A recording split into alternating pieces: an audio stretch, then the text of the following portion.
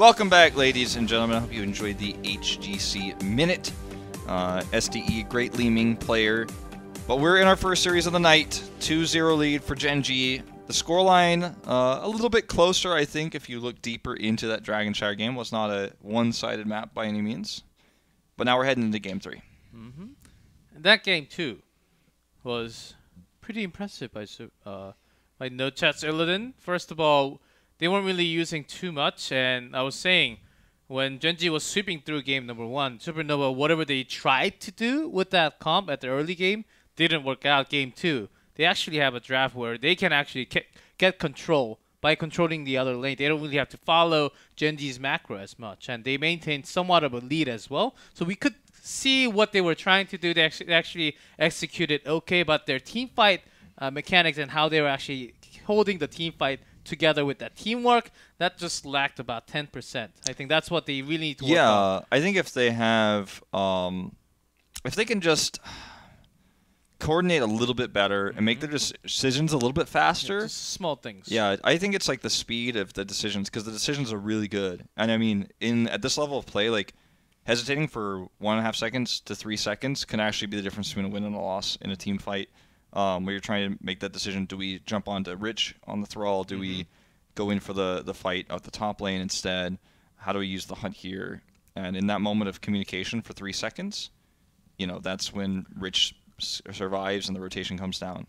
Yep, and for Gen.G, it's the other way. They literally, usually one of the DPS or one with the CC screams one name, and they just get everything together. They don't even say anything else, and they win the game scream after. That's the type of team. If you went to Eastern Clash or any other offline events like MSB, if you saw them screaming the shot calls, they don't talk about anything. Basic macro plays a little bit, and then for the team fight, they just wait, scream one name. That's basically the start and the finish. Well, you called it during the break, G-Clef. We are going to BOE. It was not banned, and it's Gen.G's map. Yeah, and Hanzo has been really highly contested today. And yeah. Phantom's Hanzo, of course, a great player ever since Open Division. And had some great arrows to save his teammates, or even engaging. And this map, we need Hanzo for sure. Even banned material. Yeah, well, BOE is a map where Leeming is also going to be very contested. Yeah, some first pick Leeming's coming out. We saw the good old classic Leeming Hammer ETC yesterday. Did not work, but crushed the early game, did Feliz in Game 3. Supernova will have first pick. They banned Tomb of the Spider Queen, which has been, in recent times, a great map for Gen.G, so you can't ban 2 maps, so eventually you will have to face them here if Gen.G has map choice. They have been banning Sergeant Hammer, 2 out of 2. On this map, it does follow the pattern. Gen.G would love to... Get me out of here, Wolf! Well, there's the Hanzo ban, so I guess Leeming... I think they're self-banning No Chat's Illidan. No Chat, you don't get to play this anymore. Yeah, it's like whenever has a Gaslo on Hero League, you ban Gaslo because you don't want it in your team. They're trying to get Genji, I think. They're not going to get Genji, but they can get Leeming now. And they can control this draft. This is kind of weird. So many open. Whitemaine's open. Raynor's open. Thing is, like, Raynor is a good pick. Whitemaine's strong here, but like Maiev, for example, is pretty worthless on this map, in my opinion. I mean, with some exceptions, depends on if you can make a comp around it. But Diablo is also open, and Diablo has gone through both of our Game 1 and 2 drafts. But when you have Maiev and Diablo open, that's kind of where I was going with this. We did see one Medivh game as well, and they already have a big control. Of course, I wouldn't say it's the best map for Maiev. Like, if you're talking like Shrines or like Cursed, I would 100% follow Maiev. But they do need to have some synergy in this case. This is maybe a Sergeant Hammer ban.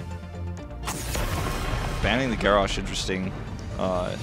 They don't want any more peels other than the route. Yeah, I mean, with what they have, they could really shut down a Hammer, depending on the positioning.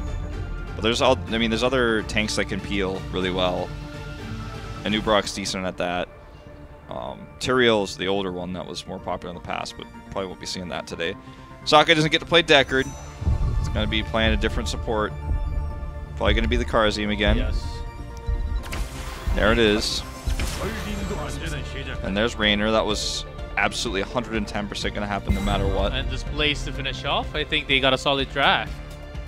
No problem to get the damn DPS with YF Karazim. Diablo can collect souls, be the solid tank and bunker. You know, the story. Li Ming era White Mage, we're still missing a lot. Cassia all of a sudden. Cassia's really strong here because of her blind. Weak against CC though. Yeah, that's true. There's the Blaze, you already called it. I like her here actually. She can struggle against the Diablo Maiev, but not so much in lane, I think, with this comp. Maybe on the Immortal itself. That's where that problem's going to come through. I'm a little bit more puzzled by the Muradin pick. They could have even picked an ETC here, and I would have liked it better. I think Heaven just feels a lot better of a player to actually escape, because once that there's Karazim on the other side, 7-sided will be a problem for any tank. And when he has an escape with a toss, I think maybe his best option, the most solid one. He has played only Muradin today, which will put him at 16 Muradins this season. It's twice as much as his next most played hero, his Garrosh, at 8. So he's got a lot of Muradin, and it's his preference. But I think that if he played an ETC, there's so much more appeal. He's only played 2 games of ETC in 2018, so strays away from that one a little bit, I guess. Well, let's see how this pans out. In terms of the Immortal draft, I think that Supernova has a slightly better one, but Gen.G has the proper counter, so it's going to go either way, and obviously the DPS output for reset on Raynor is going to be insane. Exterminator! Finally! Finally, we do have Exterminator in Korea. I picked this on this map, actually. Yeah, but I was expecting this to come out a lot more, but eventually it was just ace in the hole, because it's one of the most, still the broken talent, but this is, of course, we're on the patch. White main balance patch. Yeah, I play this on this map in Braxis. That's where I play Exterminator. Just because Braxis, like, if you get behind, you can do a lot to remedy that. And you control a 4-man. Like, that's one of the other reasons why this is strong on the 2-lane map. Like, Reset's going to do less damage here to Bentham, but it's okay, because it's going to be worth it later. Saki, you may regret dashing in. Yes, he does. I think if he takes Ace in the hole, Bentham is dead.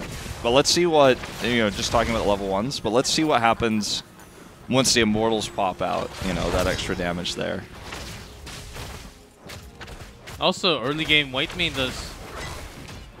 And at that moment, all she had to do was heal Cassia only. Yep. And it's really easy. Really, really easy. Press QQ. Yeah, you lose all your mana, but it's okay. Yeah, she already hearth back home. Yeah, you hearth back home, you come back really quickly. The distance between the 4-man lane here and your Hall of Storms is actually quite small on this map. It's a pretty small battleground in general. It's very compact. So it doesn't feel too bad to have to go home like that. I think this build is going to be the build for White main forever. Unless they have some mean. Ooh, that's a pretty nice call. Okay, man. but no check gets a reset. Wait, Tist is probably dead. Kill? Oh, gets out. No check finding that hole. That spell armor, man, that Diablo has saved his life. Straight up. It's crazy to see that, but against Li Ming, it's so smart.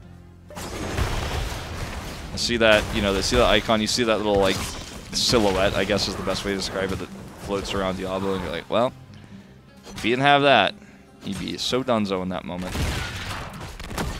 And there you're getting that Exterminator value. Every moment on this map. Pretty much. It's actually really fun without Hanzo, without the regular Immortal Racers, I would say. Raynor is certainly one of them with that level 1 talent. So they want to clear bot before they send theirs. It'll be better time with the Immortal. Gen.G's playing this really smart. Take note of this, by the way, Hero League players. This is actually how you want to do this. If you wait, then you get more impact with your camp, because it's going to be... They're going to have to deal with it during the Immortal. Whereas, as you can see here, Gen.G has dealt with their enemy camp before the Immortal really has started. So if you time it out this way, you're always going to accomplish more, like no matter what. I mean, obviously you could see here, like Gen.G's kind of forced back a little bit, and they have to deal with the neutral camp as well, so that's a little bit frustrating. But when we look at the Immortal health already, they're in there, and Urel's top because she has to deal with that camp. Yeah, around 10 seconds before Immortal is actually fine. 10 to 15. Not the perfect time. Got the extra crowd control. Scary moment there for Rich. Well, he's got his vault away. Well, they lead the charge in terms of this health for now, as Haben looks for... oh, so sad. Looks for the gank onto Rich. Rich is ready. And that actually costs Alex's life, well, that rotation to attempt to kill Rich. Sake, very low though. Kurisaku gets in there and gets the kill. Tist is going to fall into a similar fate. Nice charge through, but it's not going to be enough to save him. That's another reset for Bentham, or excuse me, for No Chat. That's going to be another one. And, you know, I think Reset should be careful. He wanted it, but it's not going to have it. And also Bentham just trusting White Mane that because he will be healed whenever he will be the one to get all the crowd control from Diablo, other than White Mane, who should be just on the far back. You can actually heal your allies super far back with that level 1 as well. Yeah, he knows 3 things. He knows that Ace in the Hole is not taken, so there's less damage. He knows he has his passive armor while moving against auto attacks, and he knows that White Mane is there to back him up. So with those 3 things in mind, the Sake, not Sake, the Cassia pick. I don't know why Sake was on the brain there. The Cassia pick is great here. Now Gen.G will still, in part thanks to Exterminator, take this Immortal, but they're actually going to get collapsed on right here. Deny the globes. They want to fight. They take the globes instead. Yeah. They do have Cassia who can actually push along with Bentham. Sake focused. No one to dash towards to. You know what? The fact that they were able to get those globes actually made a big impact in the fight as well. Like, Alex needs that mana. If the fight goes longer, he's got his level 4 talent now, so obviously it's a little bit easier. But they got a kill, and that means that Gen.G, with a really strong pushing comp with Raynor, especially with Exterminator, can't do as much with this Immortal as they would have liked to. And this is the kind of play for Supernova where I say this is one of the nights where Supernova's on. You know, I talked about how they're very inconsistent. Tonight's the good play. This is the good Supernova that we're watching right now. Bentham today with Hanzo and Cassia. Very aggressive, but he trusts his support. And that's what Alex is doing, even though he's not playing his best with the Alex Raza. Still, White Mane is so strong with that Inquisition build. Yeah. And wait till 10, you know, that's when it's going to get even tougher to dive on the Li Ming, try to kill that hero. No Chat is flying around getting kills with Calamity, getting his health back while also having 40 armor. The Exterminator pick, we talked about how much value it's going to have for the lane and for the Immortals, but, you know, I start to wonder if actually it might have cost them because they need that extra damage. Focused. Barely vaults away with the Spirit. No Chat is so low, and everyone else on Gen.G is too. So I think Gen.G needs to be careful. Nice blocks by Tist. He's got the spell armor, and he's just going to let them hearth away. That's a good tank right there. No Chat's skill shot has been pretty decent today. Like, just targeting one target, making sure he has those resets. And we actually have reset on the Raynor, not the common, and just like game 1. And reset not really following up perfectly with the finishing of Rich. It seems like they're on to different minds of what they want to do individually here. Yeah. Well, 10's up for Supernova, right as the Immortal starts. And we have this camp taken. They're going to start it first, but they need to be careful about staying here. They know where everyone on Supernova is, and it's not very far away. Okay, that was a nice attempt to get the stun off there by Haben, but it doesn't work out. He has avatars, so he can actually play this aggressively. Scarlet Aegis is going to be the lifesaver here. It's practically as good as the bunker. You can still cast abilities during it. Bunker's not even ready yet. They're just using this pressure to win the Immortal trade. Gen.G is, meanwhile, putting reset down here so they can get 10. And they have that top push coming through. So macro-wise, Gen.G is doing everything they can. Heaven so far has been protecting his teammates so well, actually giving pressure against this. That's the Muradin power actually getting focused. At level 10, they will try to focus down Muradin with the 7-sided. Yeah, it just he's playing around this before they have it so well. Now it's here. He locks it in, but it's they lost too the late. They do have to, all they have to do is escape. But actually Heaven goes in diving into Rich, who actually has vault. Alex has to try to Q himself here to stay alive. He had the Scarlet Aegis. They overextended a little bit in this fight. 7-sided got locked in at the last second. Gen.G wins the fight, but they have to deal with a very heavily shielded Immortal. But the game is now back in their hands. Got the extra soak and push bot. He being the only survivor has to hearth home. So, you know, no one is soaking experience right now. And Gen.G is just, because of they know this fact, they're not even going to hearth home, they clear this immediately. There's another, you know, tip for people in Hero League. Just because you're low health and low mana doesn't mean you have to go home. In situations like this, when you know everyone's dead and or hearthing, it's actually better to kill the Immortal first and hearth home afterwards. Because they have the DPS against the Immortal really fast. So that didn't really cost them too much. I think the fort is not even scratched. Even the fountain right next to it either. So they don't really get too much damage. They actually catch up in the XP by taking all the kills back to themselves. Yeah, and just 2 waves of minions lost for Supernova during that time while they were all in the Hall of Storms is another big turning point. Gen.G doesn't have... They have control of this game now, but they don't have a massive advantage yet either. And if Supernova just continues to make good picks like they have been all game long, they can certainly still take this. 7-sided being locked in there and just turning that fight was huge. Rich dodging that. It is caged, but they have Aegis. Cleanse onto Heaven to survive. Nice Aegis to get all the 40 armor. Yeah. Oh, and that's going to be the first reset for No Chat. The bunker is not going to last forever. He gets a second one here, but he does go down eventually. Sake is just cleaning them up one by one. The dominoes fall, and it was so close again, but they get the kill onto No Chat, and that's the most important part. If he lives, different story here. Hirosaka just buying time. So hard to kill Uro. 40 plus 35. We're going to do the math, but they only last for, I think, Aegis 4 seconds. And when you have Bunker, if you're just in there, you can just waste that time for the team fight and then do the damage when the armor is off. Gen.G had the right idea. That's why they were... It seemed like, oh, Supernova has too much armor. They're actually going to win this team fight, but Bunker getting that maximum value. They were just really patient with it, to be honest. It's crazy to see how much Scarlet Aegis nullifies Lightning Breath, though. Because both fights, like, Tista's done almost no damage with that, despite the fact he's hitting everyone. He's just doing 40% less damage than he normally would be. Uh-oh, Ventham's made a critical mistake here. That's going to be a death.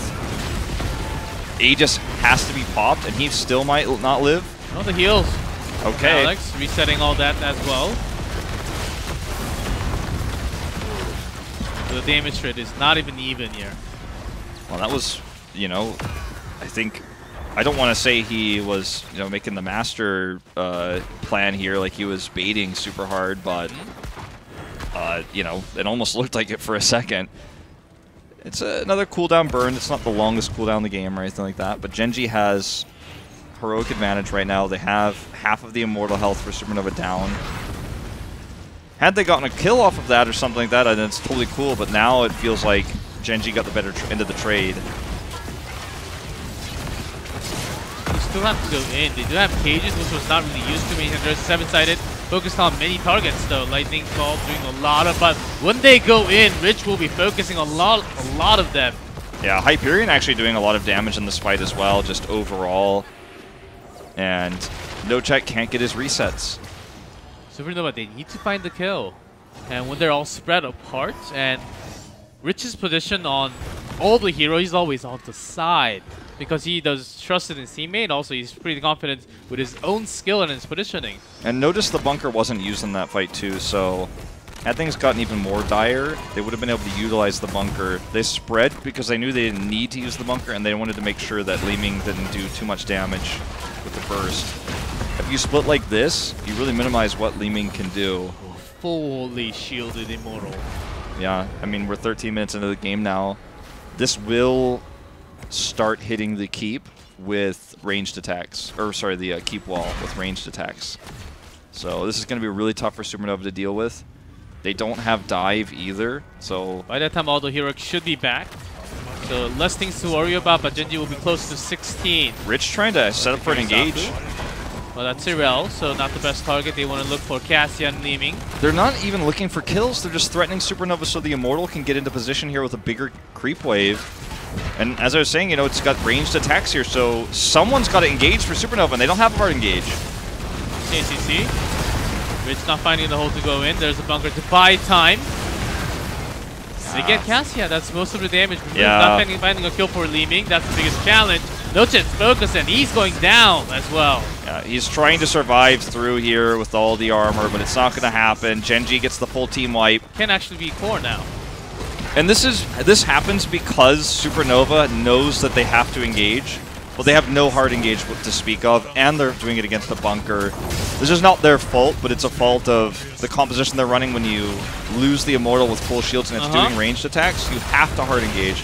Gen.G is going to take this series with the 3-0. I think Supernova definitely proved that they can tango with Gen.G, though. They can show us competitive maps here, which, you know, I think given their inconsistency throughout this season of play, not a lot of people expected. I think a lot of people expected we'd see, especially after Sky Temple, a very fast series, but I think Supernova's coordination, their drafting style, is something that, again, if they improve just, I think it was you who said, just the 10%, then suddenly they are one of the best teams in Korea. It's just they're right on the edge of that. And that's really cool to see. New talent, man. And this year, coming up, looking good. Team had some cool strategies today. They showed up in game 2, especially with that Illidan. Made it work a little bit, even in this BOE final game. I mean, that white main, I think, was not the strongest source, but Bantam actually playing like he has his trust with his support and actually finding the holes. No Chat having some pretty nice Leeming as well. So overall, they had a really nice day. Not that Gen.G played bad. It's just that Supernova, compared to what they have been playing before, it seems like they are slowly upgrading a little bit as a team. I think the Illidan draft, as much as I, you know, criticized what I thought it was going to be able to do, I think what it really accomplished more than anything else is put Gen.G out of their comfort zone. And that's already saying a lot. And then in Game 3, the Cassia pick worked out so well for so long in that game. Diablo just scaled up super hard. He had spell armor, and he was just not going to be killed because Cassia was the one they really pushed out of position. Eventually, they couldn't kill Cassia, but they were like, well, if you're not doing damage, then Leeming's not killing us. Diablo's blocking most of the Leeming damage, and Rich set up all these really nice fights. And then in the last fight, they had to hard engage because if they don't, then Gen.G just kills the keep and probably wins the game. Because if they don't hard engage, then the Immortal shows up on the core with basically full shields, and then you've lost the game anyway. So they had to fight, but Gen.G was so ready for them. And that's how, you know, it all comes to an end. And it was also pretty cool seeing the Exterminator, what differences it could have made if he actually went for the ace in the whole early game. Maybe they could have found more kills and actually put them in the lead, which will be a total different game. But yeah, we saw the difference for taking it. Faster Moto clear, faster Moto taking, and the camp, it helps. But when you're fighting the team fight, the damage source you lack in a little bit. Maybe you want to look for that later on. Yeah, we saw in the score screen as well there that the damage for reset was really low compared to an average Rainer game, so you could see how much of an impact that makes. Here are our 3 battlegrounds and our final score. I think, you know, these types of score screens are sometimes redundant, but look at this visual representation of what we just talked about. As we're going to have some highlights in a moment and then a winner's interview with Gen.G. I think for me today, I always want to hear from Rich because he's so good at so many different heroes. He's got a wide hero pool, but hearing from Sake would be nice for me today. He played Karzim and didn't get to play much Deckard, which is almost exclusively been playing like Merryday since his release. So maybe talking about the changes there, the challenges there when Deckard's banned would be cool. Yeah. Also, I want to maybe have ask him where he thinks White main is right now as a support. Yeah. First tier, 1.5. I think she's pretty up there, so for sure. But it's due to like her not having as much CC compared to what Deckard can actually create in that team fight. Of course, she does have some major amount of healing, but it's just not the same, the role of a support. Only healing, but providing some CC post 13, having cleanse, that's a plus. But Deckard is overall just much better with slows, the roots, and the potion giving shields as well, post 4. He's just so good at zoning. And that's what Malfurion's good at too, but Deckard's even better at it because he has a slow that does like more damage than Moonfire. It's crazy. You can even do more damage later on with the talent with the scroll as well. Yeah.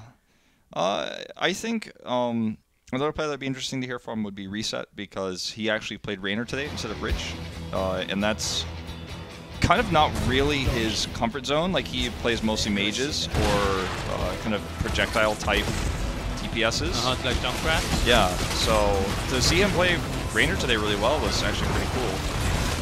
Obviously in this game, you know, things snowballed out of control really early, and there just wasn't much that they could do. I mean, this is always a cool fight to take a look at, but I said during this team fight, like, if there was a surrender button, they'd be wondering if it was pro rules legal to press it, because that game was definitely over. No-Chat battle rolled away to dodge that arrow, but still got hit right after. Yeah, this was the moment where Rich was alone, but you make the same rotation once you're forced to rotate around. You're actually late for the team fight. Look at No-Chat, he does not win that 1v1. Yeah, Gen.G's in a better position, but now split. Look at that. He's cleansed by Alex again, but it's just, the fight is already over, and like now they're just on, like, I don't know what the word for this is, just crisis management at that point. It's like, well, how many people can we save? Now there was some really cool moments here with Cassia, and Bentham survived through a lot of these fights, but when No-Chat couldn't get resets, as you can see here, it just started to go out of their control. Like, No-Chat's full health because his positioning is so good, he's always got the good max range orbs, but the longer fights will always go to, in this case, Diablo. He's got so much health, he's got so much health regen. We're going to find out who we're going to hear from. It is going to be Tist, in fact, tonight, so G-Clef, take it away with the